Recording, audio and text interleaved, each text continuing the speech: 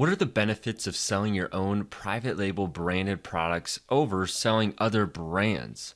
There are lots of selling methods that sellers utilize, such as arbitrage and wholesale. So, why private label?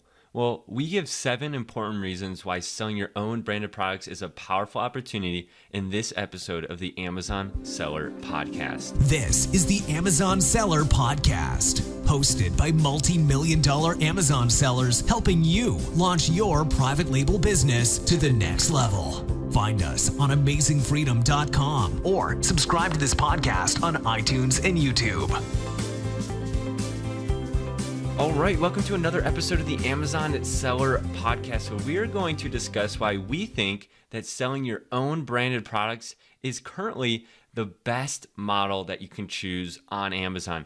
And before we get into that, if you are interested in learning how to build your own private label branded products or just want to see how we do things, you can check out our free Smart private label course at amazingfreedom.com/smart. This is a course that we have put together for you to watch for free, and it has a ton of incredibly valuable information in it. Make sure you check that out, and I really think it's going to be valuable for you. All right, so in today's show, we're going to talk about why we prefer to sell our own private label branded products as opposed to selling other brands, right? You can wholesale, you can receive products through arbitrage processes. There's various ways that you can receive products, but we like to get inventory, acquire inventory, and sell our own private label brands, right? That's what we've been focusing on this show. But a lot of times we just give examples of how to do something, but we don't always go over why we like to do it. So today we're going to go over 7 reasons why we think selling your own branded products gives you an advantage over selling other brands. So we're going to hit each of these 7 points, give you a couple supporting reasons of why we think that this is such a good business model and why we think that there's just so much potential and room to grow in e-commerce, and especially when you're building your own brand.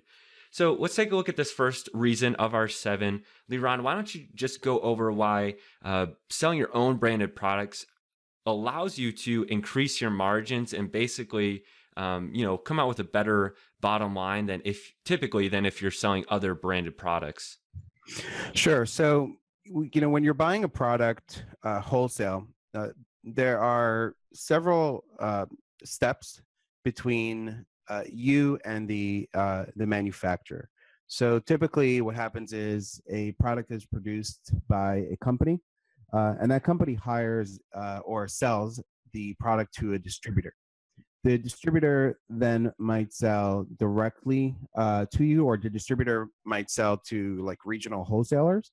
And then those regional wholesalers sell the product to you, and then you sell it to the end customer. So what happens is everybody needs to make money in that process. And so the manufacturer might make the product for, $2, and then the next person gets it, and they sell it at $4, and then somebody else gets it at $6, and you get it at $8, and then you have to sell it at, let's say 20 to make a good profit.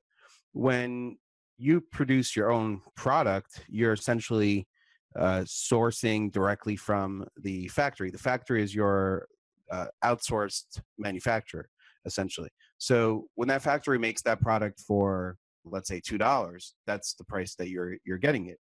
Now, you may not get it at that $2 price, right? Because if you're buying wholesale from a big brand, they may be producing like thousands and thousands of units. So maybe instead of $2, you're buying it at $4, but you're still not getting it at that $8 price that you would have had it gone through those several steps. So that allows you to make an increased margin, allows you to potentially sell the product at a better price than big companies. And so you have better, essentially better margins. There's just less people involved in the process between you and the end customer. Right, and so you might be cutting out not just one middleman, but even 2 or 3 in some cases. So it might be multiple steps that you're eliminating because it's basically less touch points, right, between the manufacturer and the end customer. Yeah, there was a time that I did wholesale until I sort of figured out that why should I buy wholesale? I can make my own products. But when I was buying wholesale, most of the brands I was buying from, they didn't necessarily sell. Even though I was talking to the brands, most of them had what was called like sales reps. who basically covered multiple brands, and they went out and they visited companies, and they were at the trade shows, and so they were their sales force, and that sales force earns a commission. So there's always going to be an upcharge in order to pay those people's commissions.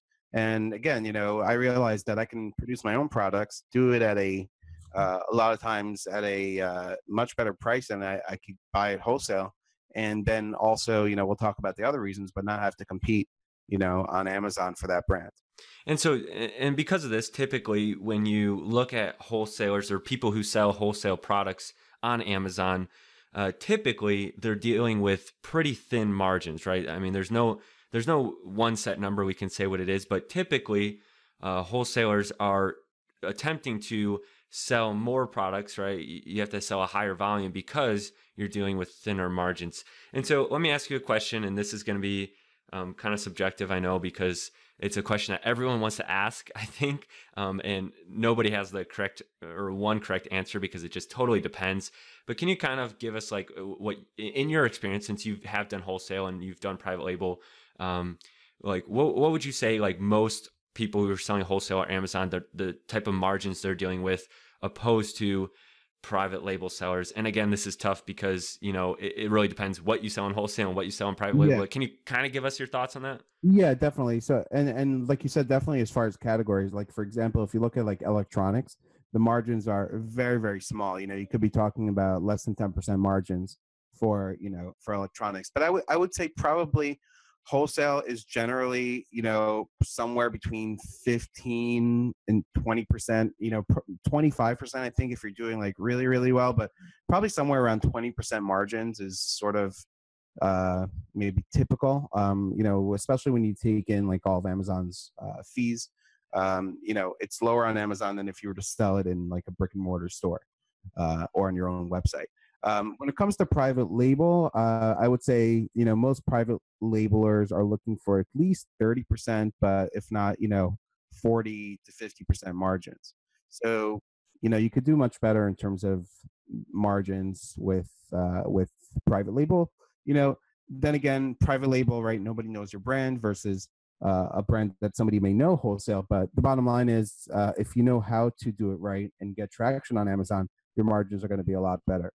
Sure. And that makes total sense. And again, I know, like I said, there's no right answer there, but typically, right, wholesalers are dealing with the thinner margin. So, okay, so that's one reason that the 7 that we think that selling your own brand gives you a benefit, or why we think it's a great business model. Andy, can you kind of go over, I know this is frustrating for a lot of people who maybe deal with other brands because you're not in control. So our second reason is, why we like owning our own brand, selling our own brand, is because we make the decisions and we control the supply chain. Can you kind of tell us what that means and what that looks like in your opinion? Sure. So one of the great things about bringing your own product to market is you work directly with the manufacturer. In fact, you basically are considered the manufacturer. I'm holding in my hand right now. Obviously, those of you listening, you can't see this, but I'm holding in my hand right now a wonderful product that was created by one of our good friends. Her name is Lori. And she created it by working directly with a manufacturer in China. So it's called My Soulmate. If those of you that are listening, you can go to Amazon, you can check it out. That's SOLEMATE. And it's basically a soap on top and a loofah on bottom. And she was the first one that actually came up with this type of unique design, unique product. Now, what was it? What's exciting about that? The exciting part is that she went to the manufacturer. She said, "Hey, look, I have this idea. And do you think you can create this?" And the manufacturer was able to create it. And she has one of the top sellers now on Amazon.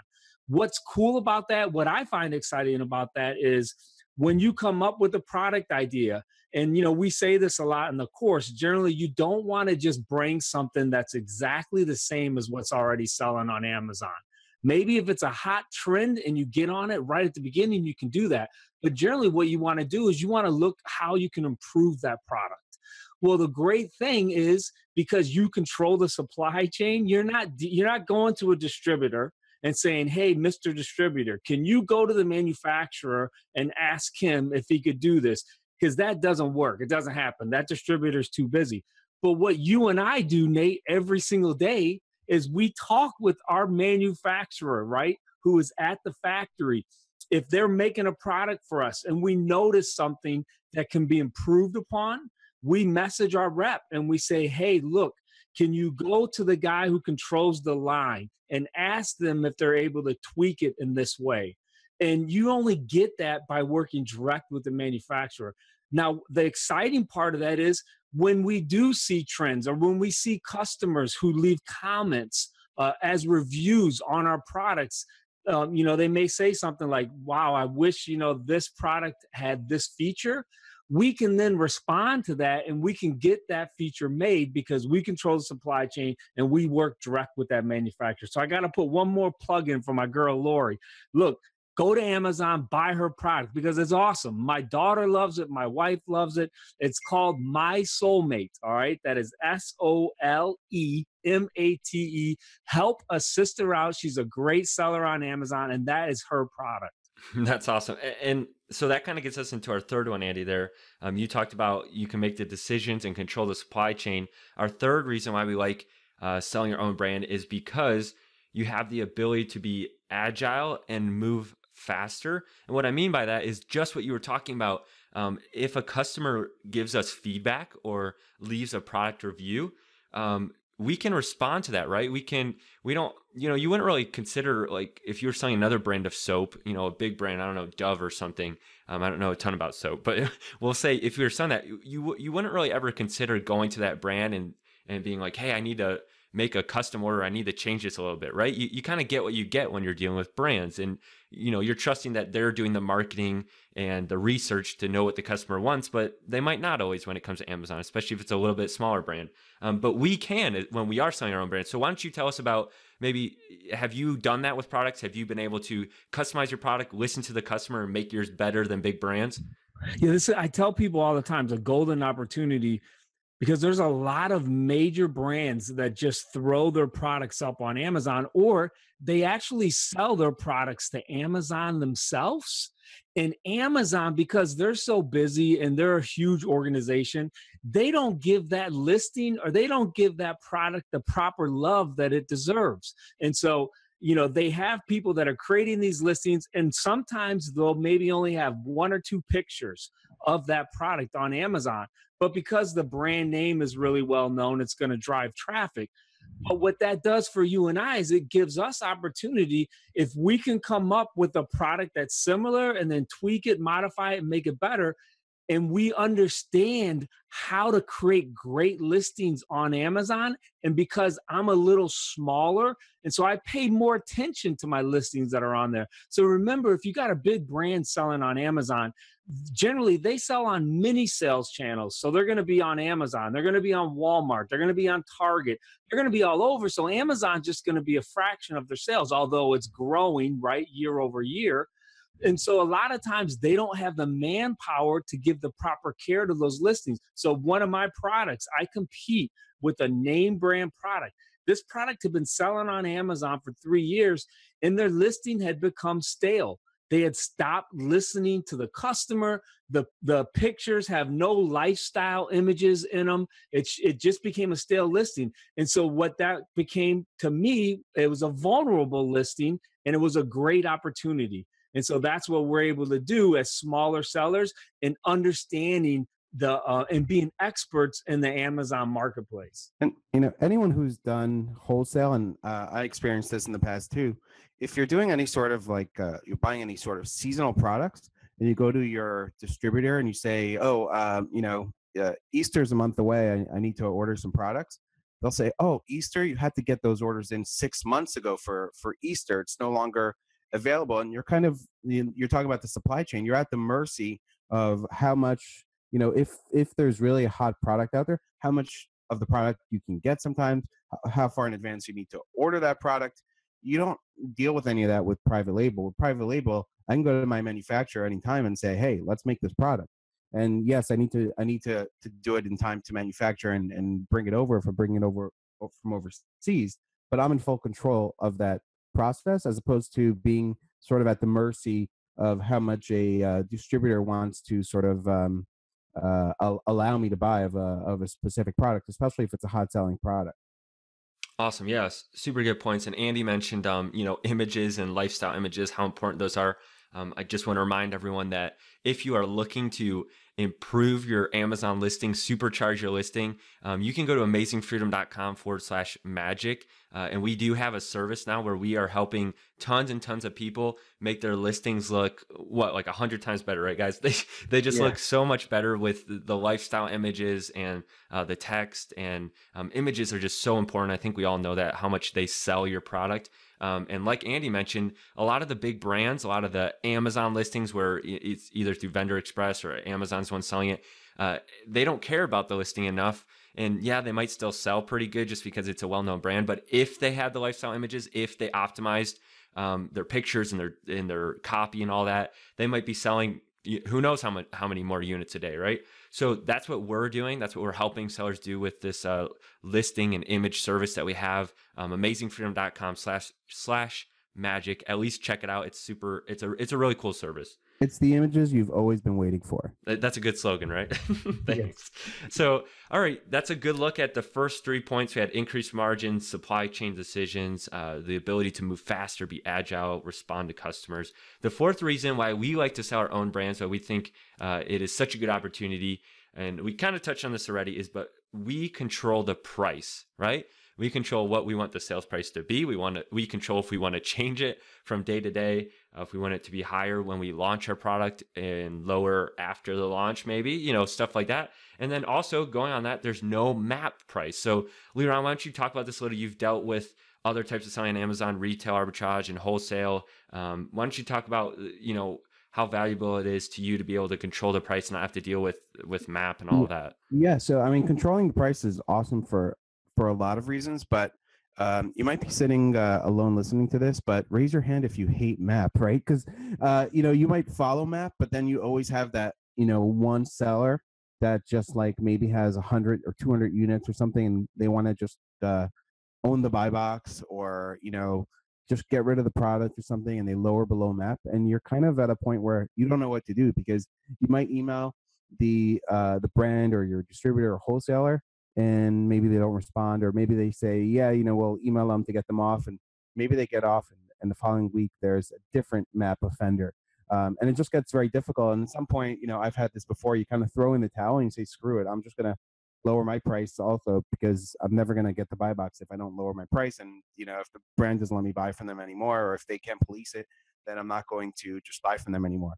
And that's something that could be frustrating in dealing with map. Now, map can be a good thing if everyone follows it, and so you rotate in the buy box, and it's good. But the benefit of controlling the price is you can control the price based on supply and demand when you're the only one that has the buy box. So when I have products that sell better in the summer that are seasonal, well, guess what? In the summer, the price goes up because there's a lot more demand. Other sellers go out of stock.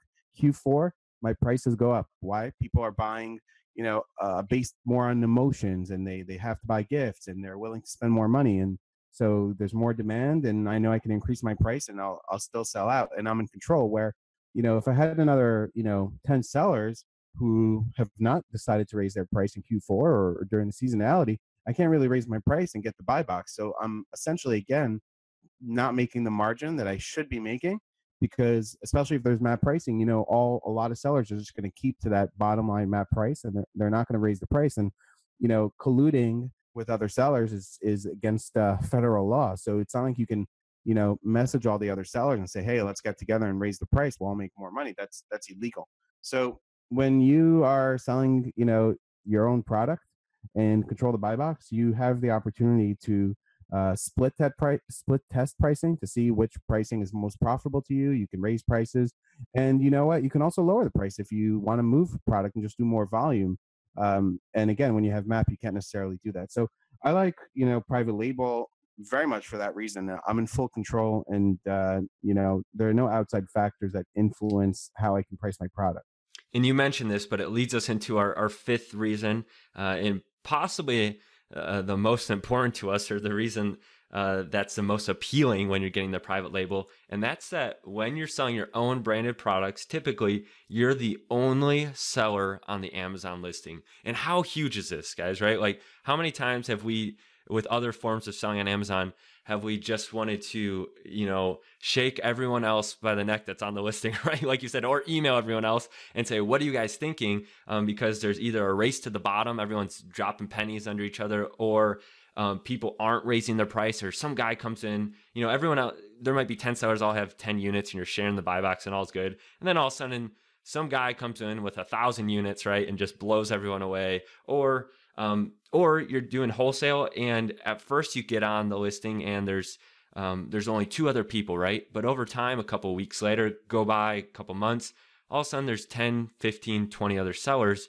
And at that point, the buy box is getting shared with you much, much less. So either one of you, why don't you just talk about, some other benefits, how you've seen your business model change because you're the only seller on the listing, and really what that means for you with private label. Just, think about if you're doing wholesale, that, that toy product that you have that's, selling, that it's at 1,000, 2,000 rank, that's selling like 100 units a day, but you're only selling, 7, right? Because you're rotating in the buy box. Just imagine what would it be like if you actually sold yourself those 100 units a day.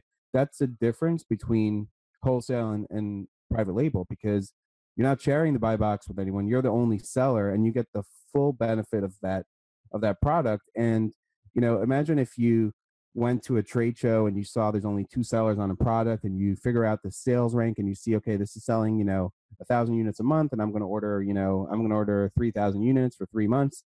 And then after that trade show, what happens, like you said, they're now, instead of 3 sellers, there's 15 people who thought the same thing as you and bought product. And now, instead of selling those 3,000 units over 3 months, it takes you 9 months, because all the sellers that jumped on that listing. And that's kind of what happens a lot on Amazon. Especially you see that after like major trade shows like ASD, for example, where a lot of Amazon sellers go. It's a lot of what happens because when brands allow unlimited amount of sellers to just buy and go on the product. So when you are controlling the buy box yourself, you don't really deal with any of that, and you can really forecast. What the sales are, and you can forecast much better how much to buy, and you're selling, and you also have a lot of the benefit of doing things like sponsored ads, for example. If you're sharing the buy box with 10 other people, then sponsored ads are also helping the organic ranking. And you're getting the full benefit of that when you're the only seller. When you're sharing the buy box with 10 other people, you're sort of, helping everybody else. And this isn't like a community project, right?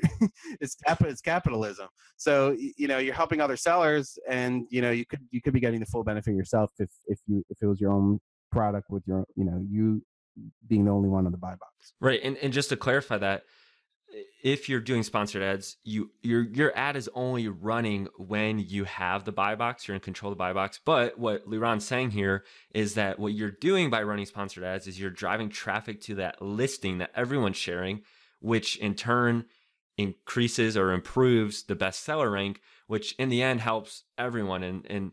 And so really, like what you're saying, Liron, is that for every dollar you spend on sponsored ads, you're getting less of a impact on, you're getting less money for what you're spending, right? Yeah, like it's not as valuable. So essentially, just let's give an example. Essentially, let's say right now for your main keyword, you are number 20 on that first page of Amazon, right? You're right at the bottom of the first page of Amazon. You start running sponsored ads and the sales velocity starts to improve. As the sales velocity improves, it sort of helps your rankings. So now you go from position number 20 to position number 3. And instead of that product selling 100 units a month, now it sells 400 units a month. But those extra 300 units are being divided among all the sellers who are rotating in the buy box. They're not just going to you, yet you're the one that's doing sponsored ads. So that's how other sellers can benefit. They benefit from that organic movement, not necessarily from the sponsored ad directly, but they're benefiting from the increase in ranking for keywords based on the increased sales velocity that comes from more traffic that you are driving to the listing. So when it comes to sponsored ads, private label is the most bang for your buck, in my opinion. Not only that, but once that rank improves, you're going to have 10 other people jump on because they see it's a good selling product, right? Right. So Yeah. that's the other side You're too. Exasperating the problem. Yep. And so, hey, it's another tip I want to give because you mentioned ASD and trade shows. Something to be aware of. A lot of times, if you go to trade shows or you're talking to wholesalers, they might tell you that they have only 1,000 more units in stock or something. It's the only rest of the stock for the rest of the season. And once you buy that, it's going to be gone. And then, so you buy it all, and then you find out, you talk to your friend, and he went to that same guy at ASD, and he told him the same thing, right? I've heard that happening. Yeah. Have you guys heard that? Yeah, you bring a sign that says "Liar, liar, pants on fire," and when the liquidator tells you that, just pull out the sign and bring your friend over. He told the same, a day before, the same story when he bought product. Yeah, it's kind of a sales tactic, right? So it's something to be aware of. I think it's caught most people at least once that do that buy that type of stuff. Hasn't to me, but I've definitely heard some big sellers who are very smart that have taken advantage of basically in those situations. It happens a lot in like liquidation, when it's an item's a closeout and there's only 1,000 more on the planet, but then you find out there's the other closeout guys also have 1,000, and it's not really the case. So. Right. So something to be aware of. So, all right. So that gives us 5 good points there. Let's move on to the 6th one. Andy, I know that you do this with several of your products and you really like it.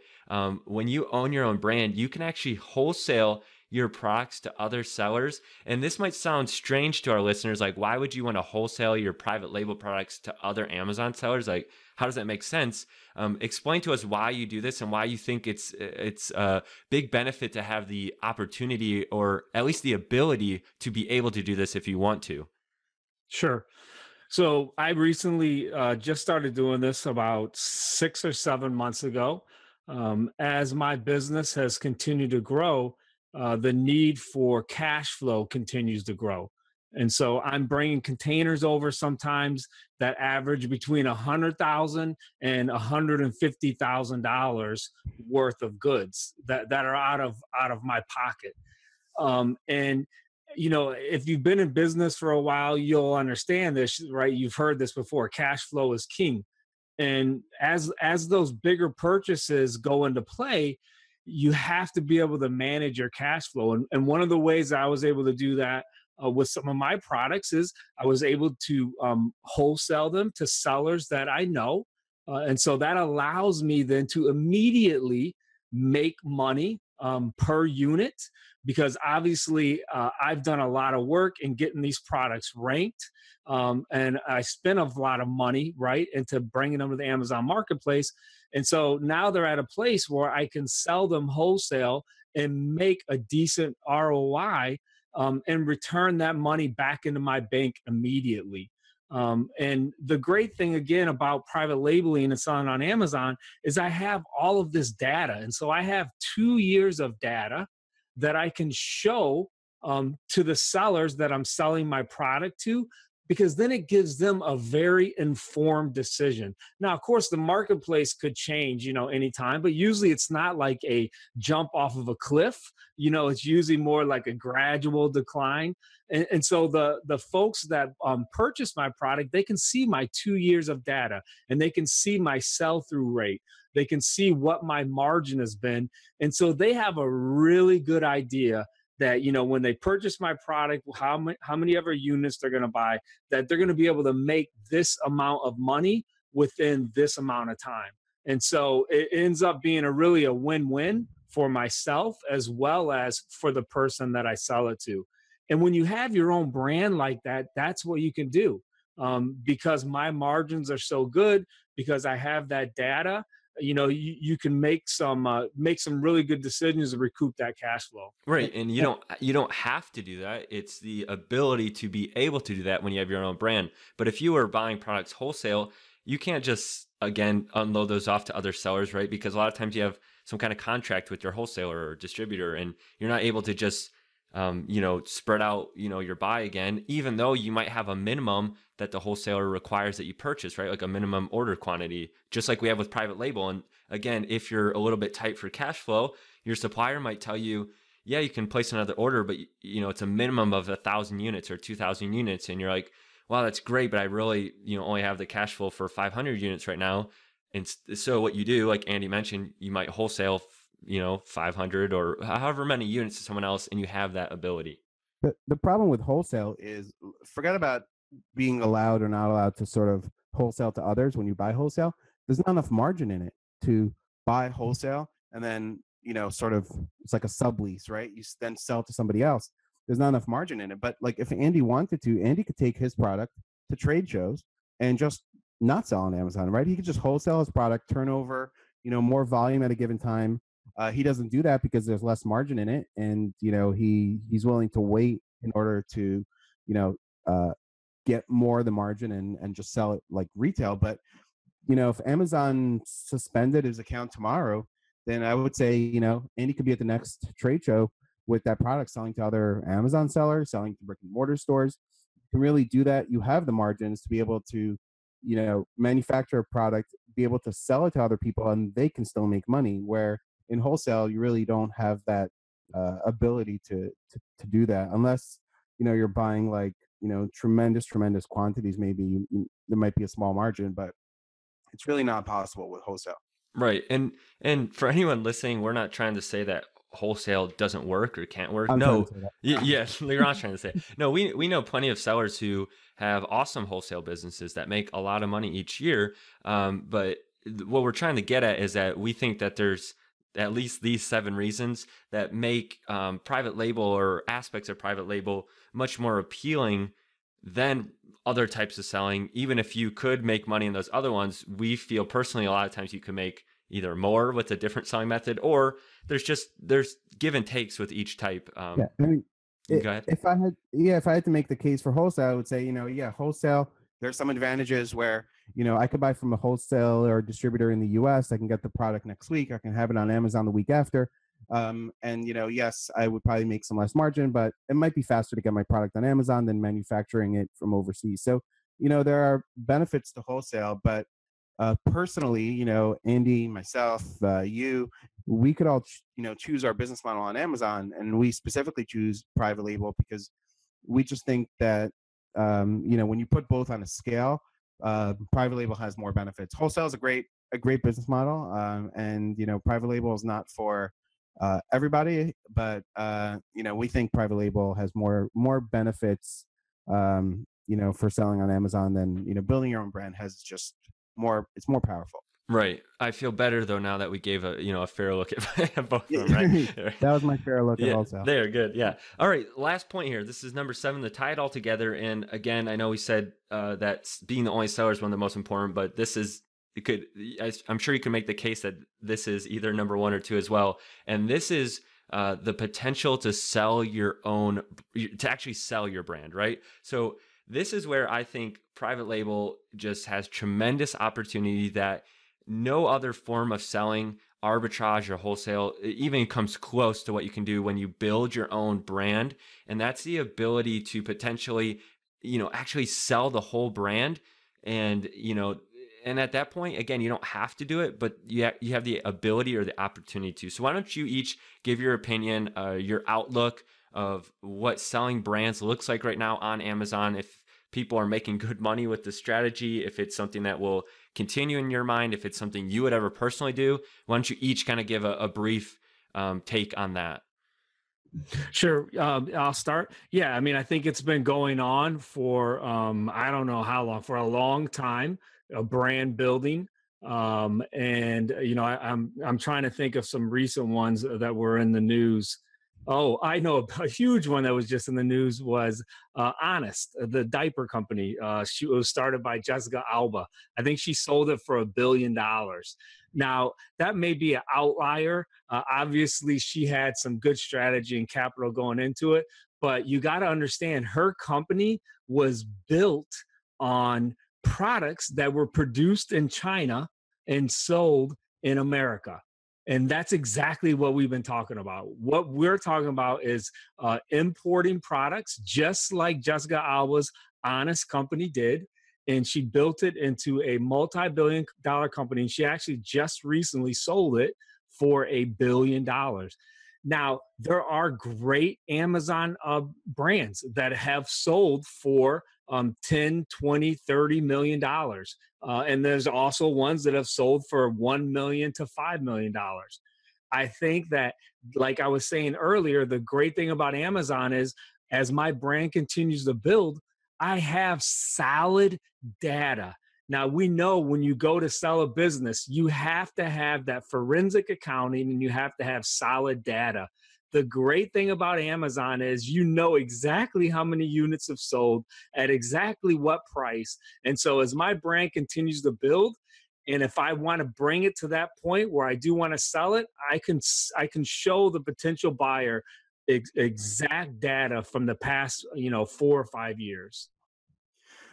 Yeah, and I mean, my take is that right now, especially selling a brand like on Amazon is it's like a hot thing. There's almost like this amazing demand right now for investors that want to buy brands on Amazon that They're looking at it from a portfolio standpoint. So they're buying up brands. They're keeping a portfolio, so they're minimizing their risk. And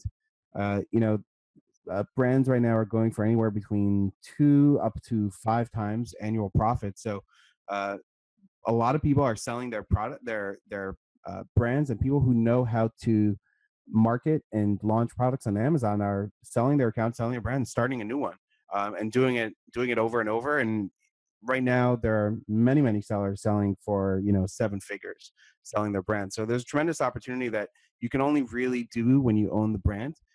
You can't really sell a wholesale. You might be able to sell like your wholesale relationships, but it's not going to be worth very much.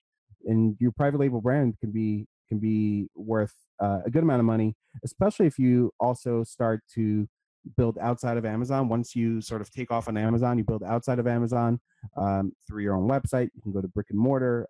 There's many opportunities to build up a big asset that you can sell off and retire on potentially with your private label business. So it's a great opportunity to sell that doesn't really exist in any other business model on Amazon. Awesome. All really good points. So I think that we're out of time for today, and we've, really taken a good look at 7 reasons why private label is just a great business model and why we personally think that it's better than some of the other options such as arbitrage and wholesale and other types of selling that are out there. And hey, if you have questions that you would like us to answer or a topic that you'd like us to cover on a future episode, you can ask us those at amazingfreedom.com/ask, and we'll check those out and make sure that we either answer you or talk about it in a future podcast episode. And don't forget, if you haven't yet, you will want to check out how to supercharge your Amazon listings with our amazing photo service that we have. Pretty recent new service that's really we've been receiving a lot of great feedback on, and that's helping a lot of people. We can turn plain, boring images into amazing lifestyle photos that will really help to increase your conversion rates and get customers clicking on your Amazon listing, right? And you can check that out by going to amazingfreedom.com/magic. We're really doing some cool work there. So come hang out with us in the Amazing Freedom Amazon Sellers Facebook group and catch us on the next episode of the Amazon Seller Podcast. You've been listening to the Amazon Seller Podcast. Make sure to subscribe and join us next time for another look at how to dominate the Amazon marketplace.